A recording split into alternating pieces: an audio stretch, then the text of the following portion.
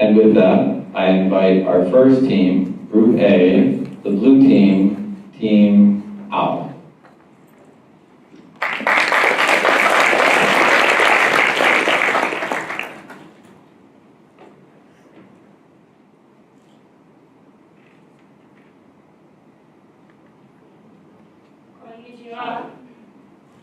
Hello everyone, we're so excited to present here and to be here at the Tomodachi Toshiba Science and Technology Leadership Academy. We're here to talk about how to build a smart, resilient, vibrant, and completely sustainable community 20 years in the future.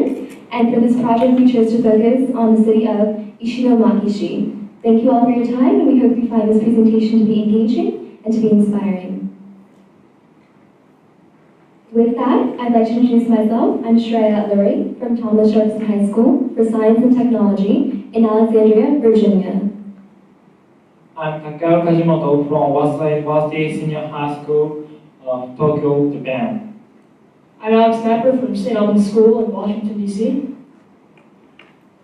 I'm Mayuko Kosuge from Keio Shonan Fuso High School in Fujisawa, Japan.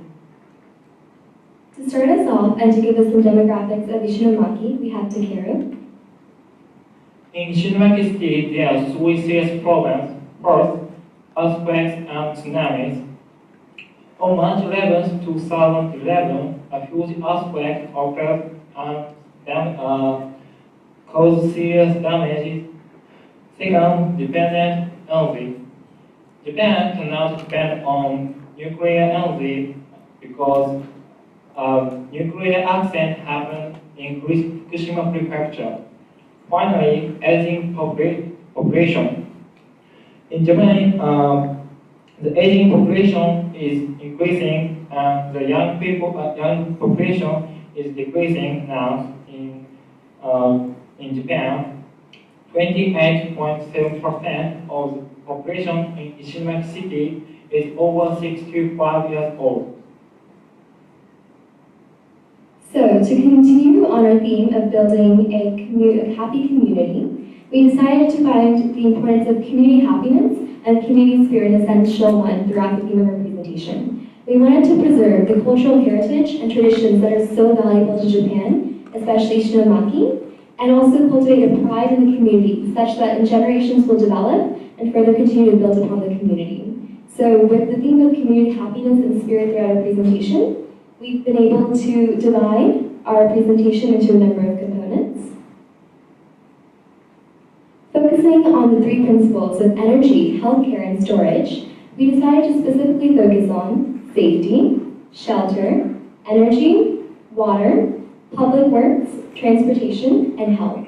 So looking at these different components and finding solutions that will ultimately help us reach our goal. To introduce the topic of safety, we have Alex and Mayuko. We will develop a DEW system, or direct early warning system, that will have sensors deep underneath the ocean in case of impending earthquake or tsunami. It will be able to send a siren just in case you don't have a tablet or phone, send a signal to your home or your tablets or your phones, and give you direct evacuation routes and how to escape. I'd like to talk about the second wall. First, we have a map here of Ishinomaki City, and this is how far the tsunami waves went during the 3.11 earthquake and tsunami. We're going to have first a beach, and then we're going to have first wall, wave wall. And then we're going to have a park along the coastline, which would act as the second wall. It could reduce the power of the tsunami waves and act as a barrier. And usually we would use that as a park and for leisure and for sports. To touch upon the topics of shelter, which is extremely important for national disasters, we have once again Mayuko and Alex. For the buildings, well, near the beach, we're going to have piers, and we're going to be able to have business running on and be able to have a sustainable society for the economy. And also for buildings, we're going to have crow's nests the rooftop, or being able to evacuate in case of a tsunami.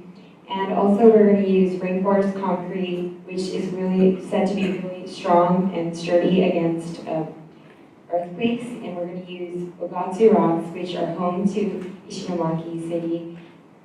Yeah. We also built a smart grid system, which will be able to, after a disaster, will be able to produce 7 days worth of power at 50% capacity. This will be able to power not only individual homes, but businesses as well. And this will be enough time for smart grid mobile buses to come in and provide proper support and proper water. To touch upon the topic of energy, which is another concern in the future, we have a variety of diverse solutions presented by Alex, Mayuko, and myself. First solution is OTEC, or Ocean Thermal Energy Conversion. It takes the heat from the surface zone and the cold from the thermocline in the deep zone, uses that temperature difference and generates an electrical charge. You'll be able to transfer this electricity through a copper wire to the main city and provide a decent amount of energy. Another solution is biomass energy. Forestry is a major part of industry in Ishinomaki, and so from the wood offcuts made during making paper, we could make wood pellets and use them for energy, and this would be a self-sustainable energy source for the society. And even in case of energy shortage, we still have the wood pellets. And this is carbon neutral, so it's friendly to the environment too. Looking at this topic of supply and demand, having pricing for electricity that's dependent on the market prices, and being able to ensure that the market is indeed impacting the price for electricity would ensure more sustainable and a more resilient community in the future as homes and businesses take this important consideration to account when making energy decisions.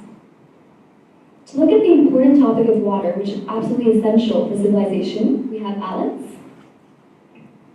We will develop a system called the EnviroRoof by Explorer Vision Project. It has a dehumidifying function, which dehumidifies the humidity and turns it into potable water, as well as water collectors to use it as potable water as well. In addition, solar cells will be built in to provide general amount of electricity. This will be powered during the smart grid, after the disaster strikes with 7-day power at 50% capacity. Next, we have Public Works, introduced by Mayuko. For the economy in Ishinomaki, we are going to turn the beaches, we're going to have step terraces in the beaches.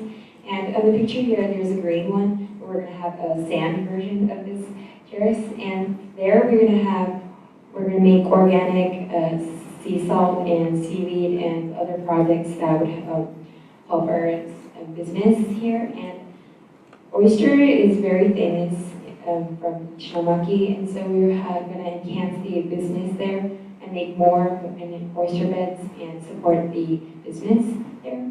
And in the beaches, we're not going to have like concrete houses because they will cause severe damage in case of tsunami. We're going to have huts all made of wood, and it'd be really easy to make. And also, even in case of tsunami, and even if it flows away, it'd be friendly to the environment. To look at transportation, I'll give a brief introduction. So this is a picture that you do not want to be involved in when in evacuation. You don't want your highway to look like that. So to deal with this problem, in terms of evacuation measures in emergency situations, we have a combination of the direct early warning system introduced previously and shiftable lanes. In the event of an emergency, the messaging broadcasts are sent all over the city. In addition to smartphones, tablets, laptops, they're also broadcasted across radio waves and used along the highways. And shiftable lanes are used so that traffic can be more appropriately redirected and evacuation measures can proceed effectively and efficiently. For the topics of health, we have Takeru and Mayuko introducing them.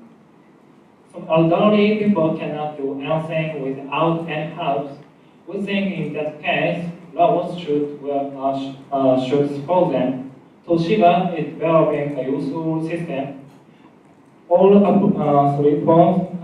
phones activate all applications, for example, fridge, air conditioners, and vacuums. This can reduce the bills. For hospitals. Hospitals are going to be a part of the smart grid explained in the previous speech. And well, it will, in case of emergency, we have really fast assistance, and we built all these hospitals further inland. Looking at the case of data and how to analyze the data that we receive, we have Takiro. Ishimaki City will use a big data system which gathers various kinds of information. It has relevance to Ishimaki City, including communication. It uses this information and researches trends. For example, accessing the clouds, we can check the medical records and healthcare information. To figure out just how to fund this and to make this a possibility, we have an economics and budget plan. So looking at both the Ishinomaki city budget as well as Japan's national budget, Japan has been very receptive and generous in aid after natural disasters. We also have a coalition of NGOs, JNIC, Japan NGO Center for International Cooperation, as well as a host of other NGOs that provide different relief efforts, whether it's food, water, shelter, temporary storage, lots of different efforts that can be tackled during natural disasters. And by forging partnerships and networks and sponsors, we can ultimately create a society that benefits from mutual benefits. So ultimately, with the roadmap presented throughout this presentation, we hope to reach our goal of a smart, vibrant, resilient, and truly livable community that can be thought of as proudly, while preserving Ishinomaki's rich culture, traditions, and heritage. So with that, we have a quick, we're excited, and we'd like to extend our deepest gratitude to all of you for taking the time and out of your schedule to be here, as well as our wonderful sponsors and our fantastic teachers and mentors, without which this academy and this presentation on all of our work would have been possible. So thank you so much, and if you have any questions, we'd be happy to answer. Thank you.